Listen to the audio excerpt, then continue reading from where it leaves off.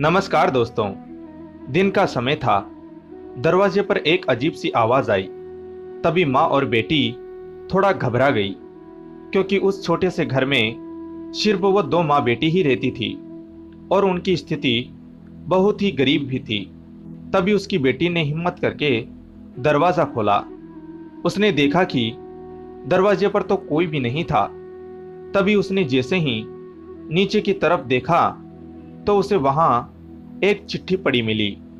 और जब उस बेटी ने उस चिट्ठी को खोलकर देखा तो उसके हाथ कांपने लगे और उसने जोर से चिल्लाते हुए कहा कि माँ इधर आओ, देखो इस चिट्ठी में क्या लिखा है। तो उसकी माँ ने पूछा कि ऐसा क्या लिखा है इस चिट्ठी में। तो उसकी बेटी ने कहा कि माँ इसमें लिखा है कि बेटी, आज मैं तुम्हारे घर आऊंगा तुमसे और तुम्हारी माँ से मिलने, और नाम की जगह पर लिखा है भगवान। तभी उसकी माँ ने कहा कि यह शायद हमारे मोहल्ले के किसी लड़के ने तुम्हें छेड़ने के लिए बहुत ही गंदी शरारत की है। लेकिन बेटी को माँ की बातों पर यकीन नहीं हो रहा था। तभी बेटी बोली कि माँ पता नहीं क्यों मुझे यह सब सच लग रहा है।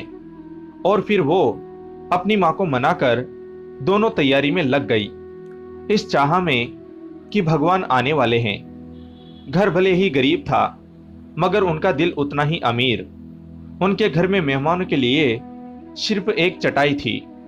वो चटाई उन्होंने ऊपर से उतार कर बिछा दी और रसोई घर में जाकर देखा तो खाने का एक दाना भी नहीं था। अब वो सोच नहीं पा रहे थे कि अब क्या करे।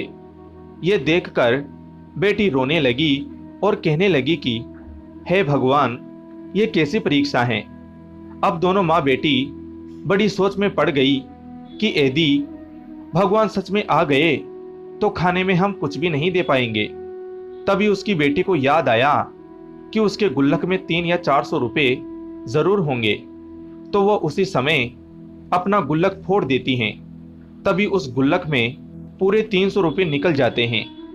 वह उन पैसों को लेकर फटाफट छाता लेकर किराने की दुकान पर निकल पड़ती हैं। पिछले 2 दिनों से उनके यहाँ बरसात हो रही थी, लेकिन भरी बरसात में ही उसकी बेटी किराने की दुकान पर निकल पड़ी। दुकान पर जाकर उसने एक पैकेट दूध और कुछ मिठाई खरीद ली और कुल 200 रुपयों का सामान खरीदकर उसने वापस लौटने के लिए एक ऑटो रिक्शा कर लिया, क्योंकि उसे लगा कि शायद भगवान घर पर पहुंच गए होंगे और वो थोड़ा भी लेट नहीं होना चाहती थी। तभी अचानक जैसे ही वह बेटी घर के थोड़ा पास पहुंची तो उसने देखा कि सड़क किनारे एक गरीब पति पत्नी खड़े थे। उसका ऑटो उनके पास से गुजरा तो देखा उनके हाथ में एक छोटा सा बच्चा भी था और वो बहुत जोर से रो रहा था और स्थिति कुछ ठीक नहीं लग रही थी। अब जैसे ही वो ऑटो वाला उसे घर के करीब ले आया तो उस बेटी से रहा नहीं गया और वो ऑटो वाले को वापस घुमा कर ले गई। और जब उसने उन पति पत्नी के पास जाकर देखा तो वो दोनों ही सड़क किनारे अपने बच्चे को गोद में लिए रो रहे थे। शायद उनके बच्चे को तेज बुखार भी था, ऊपर से वो बहुत गरीब भी दिख रहे थे और शायद उनके पास खाने को कुछ भी नहीं था। अब एक तरफ भगवान घर पर आने वाले थे और दूसरी तरफ ये गरीब पति पत्नी और उनका बीमार बच्चा। ये देखकर उस बेटी की आंखों में आंसू आ गए। तब उसने सोचा कि भगवान को तो मैं मना लूंगी, लेकिन यदि आज मैंने इन्हें ऐसे ही हालत में छोड़ दिया तो वह भगवान भी मुझे कभी माफ नहीं करेंगे। तभी उस बेटी ने जो जो खाने का सामान खरीदा था वह सब उन गरीब के हाथ में रख दिया और तो और उसने उन्हें 50 रुपए भी दे दिए और बोली कि अभी मेरे पास इतने ही हैं, बाकी पैसे मुझे इन ऑटो वाले को देने हैं, आप ये रख लीजिए और अपने बच्चे को जल्दी ही दवाई दिलवा दीजिए। तभी उसे याद आया कि वह तो बारिश में भीग रहे थे, तो उस बेटी ने उन्हें अपना छाता भी दे दिया ताकि उनके बच्चे को ठंड न लग जाए। और वह बेटी उस गरीब पति पत्नी को अपना सारा सामान देकर जल्दी से अपने घर पहुंची, ये सोचकर कि भगवान आ गए होंगे।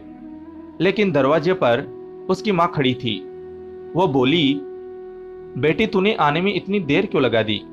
और ये देख, एक और चिट्ठी आई है, पता नहीं किसकी है। तब फटाफट उसकी बेटी ने उस चिट्ठी को खोलकर पढ़ना शुरू किया।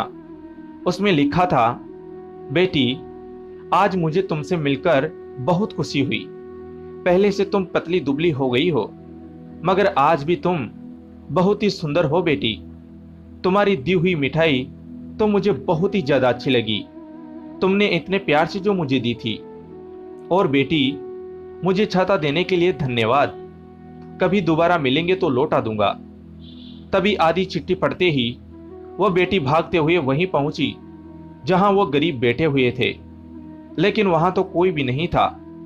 तब जैसे ही उसने चिट्ठी दोबारा खोली तो आप विश्वास नहीं करोगे, उस चिट्ठी में अपने आप ही शब्दों की लिखावट हो रही थी और उसमें यह लिख रहा था कि बेटी मुझे तुम इधर उधर मत ढूंढो, मैं तो कण कण में बसा हुआ हूं। जहां सोच पवित्र हो मैं बस वही हूं। और जो तुमने मुझे 50 रुपए दिए हैं ना बेटी, समझो वो मुझ पर तुम्हारा कर्जा चढ़ गया है। लेकिन तुम चिंता मत करो, सूद समेत ये पैसे मैं तुम्हें एक दिन लौटा दूंगा बेटी। और तुम कभी चिंता मत करना, एक दिन जैसा तुम्हारा मन है वैसा ही तुम्हारे पास धन भी होगा। कोई कमी नहीं आने दूंगा उन लोगों को मैं, जो मेरे ही बनाए हुए लोगों की सच्चे मन से सेवा करता है। और हाँ बेटी, अगर तुम किसी गरीब की थोड़ी भी सहायता करते हो तो समझो तुम मेरी ही सेवा कर रहे हो। और दान धर्म या गरीबों की सेवा करने वालों को मैं कभी भी दुखी नहीं होने दे सकता। तभी वो चिट्ठी पढ़कर उस बेटी की आंखों में आंसू आ गए और फिर घर जाकर उसने सारी बात अपनी माँ को भी बताई। पूरी रात उन दोनों माँ बेटी को नींद ही नहीं आई। वो तो बस पूरी रात ही भगवान की उस चिट्ठी के ही बारे में सोच रही थी। और वह दोनों माँ बेटी भगवान की सेवा करके बहुत ज्यादा खुश भी थी। उस दिन के बाद से उन गरीब माँ बेटी को जीवन में कभी कोई परेशानी नहीं आई थी। दोस्तों, कभी कभी हम ये सोचते हैं कि इस गरीब को 2-4 रुपए दूं या न दूं, तभी एक मन करता है कि दे दूं, तो कहीं से आवाज आती है कि अरे ये तो साले ऐसे ही घूमते रहते हैं। लेकिन दोस्तों सच कहूं तो जो आपका पहला मन करे 5 रुपए या 10 रुपए देने का, वो दे दीजिए। क्योंकि दोस्तों 5 या 10 रुपए से आप गरीब नहीं होने वाले। लेकिन न जाने जो सड़क पर भीख मांग रहा है उसे क्या दिक्कत हो।